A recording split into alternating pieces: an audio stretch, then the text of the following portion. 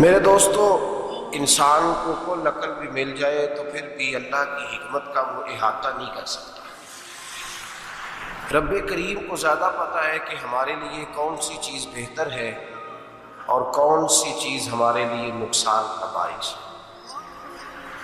اللہ تبارک و تعالیٰ کی حکمت یہ چاہتی ہے کہ میرے بندے پریشان نہ ہوں۔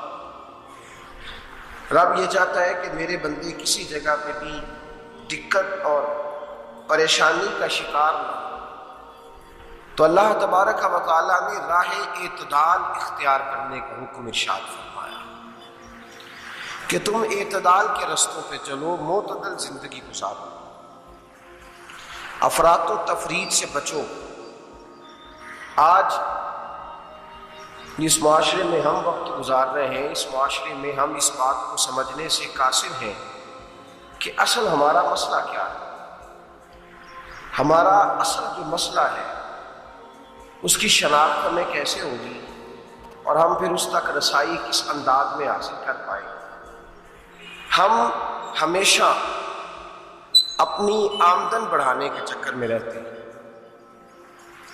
ایک کام اور شروع کر لیں، پارٹ ٹائم جاب شروع کر لیں، کوئی سائڈ بزنس اس کا آغاز کر لیں۔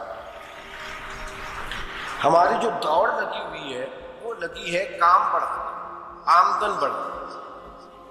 حالانکہ اسلام ہمیں یہ کہتا ہے کہ تو آمدن بڑھانے کے چکر میں نہ پڑ، اصل بات یہ ہے کہ تو اپنے خرچے کنٹرول کر۔ تنگ انسان وہ نہیں ہوتا جس کی آمدن تھوڑی ہوتی۔ یہ توجہ کیجیے گا میری بات، یہ قیمتی بات ہے اور گفتگو ساری کا لب لباب ہے۔ تنگ بندہ وہ نہیں ہوتا جس کی آمدن تھوڑی ہوتی ہے، اصل پریشان وہ ہوتا ہے جس کے خرچے زیادہ ہوتے ہیں۔ اور ہمارا جو روز مرہ کا نقصان ہو رہا ہے وہ آمدن کے معاملات میں نہیں ہو رہا۔ بنیادی نقص جو واقعہ ہو رہا ہے وہ یہ ہے کہ ہمارے اخراجات زیادہ ہیں اور وہ اخراجات کسی اور نے نہیں بڑھائے، وہ خرچے ہم نے خود بڑھا لیے ہیں اور اب ہمیں اس کا نقصان بھگتنا پڑ رہا ہے۔ اور اگر آپ صحیح معنوں میں ٹٹولیں تو جو بہت امیر لوگ ہیں وہ تو ان خرچوں سے بچ گئے۔ میں نے بہت سارے ایسے خدمات میں شرکت کی ہے، میں بہت ساری ایسی جگہوں پہ گیا ہوں کہ جہاں لوگوں نے بڑا مختصر سا ختم دلایا ہے تو ہو گیا ہے ختم۔ ختم کے معاملے میں کب کسی نے پابندی لگائی ہے کہ اس میں 200 آدمی شریک ہوگا تو تب یہ سالے ثواب صحیح ہو سکے گا؟ کون کہتے ہیں؟ یا شادی کے موقع پر اگر سارے بہن بھائیوں کو نہ بلایا گیا تو میری شادی پایہ تکمیل تک نہیں پہنچے گی، اس میں برکت نہیں ہوگی، یہ کس نے فتویٰ دیا ہے؟ معتدل زندگی کا اسلام حکم دیتا ہے۔ میں پڑھ رہا تھا کہ ایک بہت بڑا صدر ہے، غالباً سوڈان کے صدر کی بات ہو رہی تھی، تو اپنے بیٹے کی بارات لے کے گیا تو 4 لوگ گئے ہیں بارات اور 15 لوگوں کا اس نے اہتمام کیا اپنے گھر میں کھانا کھانے کا۔ تو کیا شادی ہو گئی کہ رک گئی؟ تو بھائی راگ الاپنا اس بات کا کہ بڑی پریشانی ہے کہ سائڈ بزنس شروع کیا جائے فلان جگہ فلان جگہ فلان جگہ، تو اصل معاملہ یہ ہے کہ پہلے ایک بندہ کماتا ہے تو پھر بھی گھر ہی چلتا ہے، پھر بڑا بیٹا ساتھ شامل ہوتا ہے تو پھر بھی گھر ہی چلتا ہے، پھر منجلا بیٹا شامل ہوتا ہے تو پھر بھی گھر ہی چلتا ہے۔ جو رونا دادا جی رویا کرتے تھے کہ بڑی مصیبت ہے، بڑی مشکل ہے، گاؤں میں رہ اکیلے ہوتے تھے اور وہ 5 بچوں کو اور 4 بچیوں کو وہ پالتے تھے، تو جو وہاں پریشانی تھی وہی آج پریشانی شہر میں آ کر پڑھ لکھ کر موٹی تنخواہ لے کر وہی پریشانی ہمیں ہے۔ تو میں جس نتیجے پہ پہنچا ہوں اس کو پڑھ کے، قرآن مجید کی چند آیات کو دیکھ کر اور اس مفہوم کی جو حدیثیں کتب احادیث میں پائی جاتی ہیں اور ہمارے بزرگوں نے ہمیں جو مزاج اس حوالے سے دیا ہے، میں اس نتیجے پہ پہنچا ہوں کہ مسئلہ آمدن کا نہیں، مسئلہ خرچے کا۔ ہمارے خرچے بنیادی طور پر ہیں، اور اگر پھر ہم زیادہ بوجھ خواتین پہ ڈالتے ہیں کہ وہ مطالبے زیادہ کرتی ہیں، اور اگر آپ مجھ سے پوچھیں تو خواتین کی بھی اگر کسی جگہ کوئی عادت خراب ہوتی ہے تو اس میں اصل کردار اس کا ہوتا ہے جو وہ عادت خراب ہو۔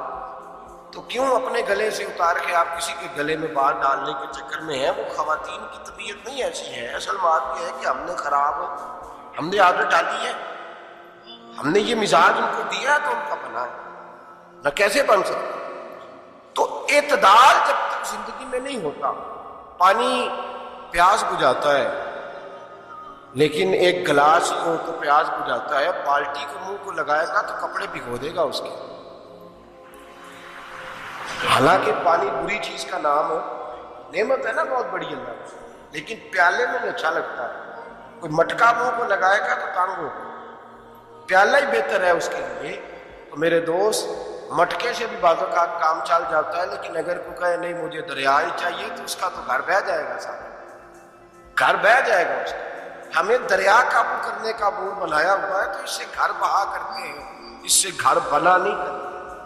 گھر پیالے سے پانی پینے سے بنتا ہے. اگر تو دریا کو قبضہ کرنے کا موڈ بنائے گا تو گھر بنے گا نہیں، گھر بہ جائے گا.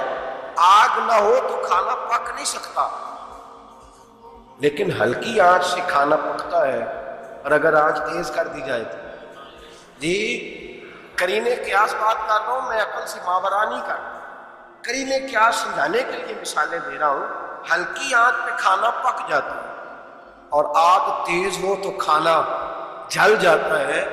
کھانا اتنی دیر کھانے کے قابل رہتا ہے جب تک وہ ہلکی آنچ پہ پکتا ہے. تو جتنی مرضی تو کہتا ہے نہیں میرا گزارے نہیں، آنچ تیز ہونی چاہیے، تو میاں جل جائے گا، جل جائے گا. ہوا نہ ملے تو سانس نہیں آتی، ٹھیک ہے؟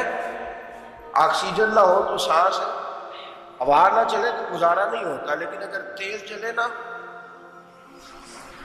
اگر تیز چلے تو آندھی اور طوفان بن جائے تو چھتیں گرا دیتی، جانیں لے لیتی. ہم ہیں طوفان کے چکر میں، ہم ہیں دریا کے چکر میں، ہم ہیں بڑے ناؤ کے چکر میں. تو میاں ہلکی آنچ ہی اچھی ہے، یاد رکھ. اور ایک گلاس پانی کا اعتدال سے ملتا رہے تو وہی ملتا رہے، ضرورت کے وقت وہی بہتر ہے. تو پورے دریا پہ قبضہ کرنے کا پروگرام نہ بنا، تنگ ہو جائے. اور میرے عزیز یاد رکھ، ہوا سانس لینے کے مطابق ملے تو وہی اچھی ہے، جو سانس بند کرنے پہ آ جائے وہ ہوا اچھی.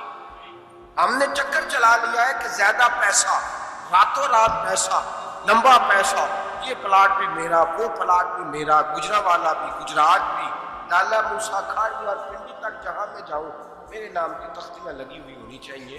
اسلام منع